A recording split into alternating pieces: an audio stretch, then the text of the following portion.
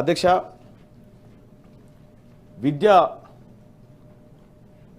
వైద్యం ఇవి రెండు ప్రధానమైనటువంటి డిపార్ట్మెంట్లు అధ్యక్ష. ఈ ప్రపంచాన్ని ప్రభావితం చేసినటువంటి కొందరు మహనీయుల మాటల్ని నేను కోట్ చేయదలుచుకున్నా అధ్యక్ష.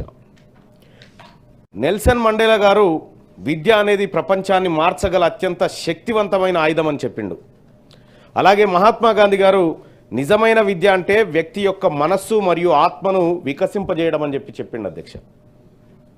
అలాగే అరిస్టాటిల్ గారు విద్య యొక్క మూలాలు చేదుగా ఉండవచ్చు, కానీ ఫలాలు మాత్రం చాలా తీయగా ఉంటాయనేటువంటి మాట చెప్పిండు అధ్యక్ష. ఎస్ కోదండరామ్ సార్ చాలా విపులంగా అన్ని అంశాలను ఎక్కడెక్కడ విద్య ఎట్లా విధ్వంసం జరిగింది, గతానికి ఇప్పటికీ ఎందుకు మార్పు వచ్చింది అనేటువంటి అంశాన్ని సార్ సభ ముందుకు తీసుకొచ్చినారు. అయితే వాస్తవానికి కోదండరామ్ సారు 1వ తరగతి నుంచి యూనివర్సిటీ దాకా చర్చను తీసుకుపోయాడు. అటు నర్సిరెడ్డి అన్న 1వ తరగతి నుంచి యూనివర్సిటీ స్థాయికి చర్చను తీసుకుపోయినాడు.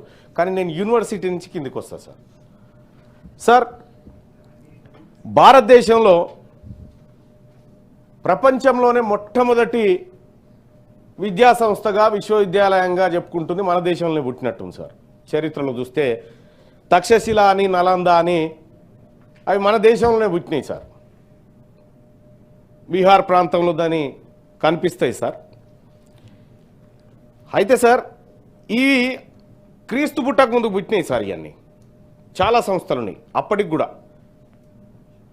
కానీ అధ్యక్ష, ఈ దేశంలో ప్రపంచం కంటే ముందు పుట్టినటువంటి ఏవైతే విద్యా వ్యవస్థలు ఉన్నాయో సార్, ఇప్పటికీ ఈ దేశంలో సార్ 30 కోట్ల మందికి చదువు రాదు సార్. ప్రపంచంలో నిరక్షరాస్యులు ఎక్కువ ఉన్నటువంటి దేశం భారతదేశమే సార్. ఈయనే పుట్టినాయి మళ్ళీ ఇవన్నీ.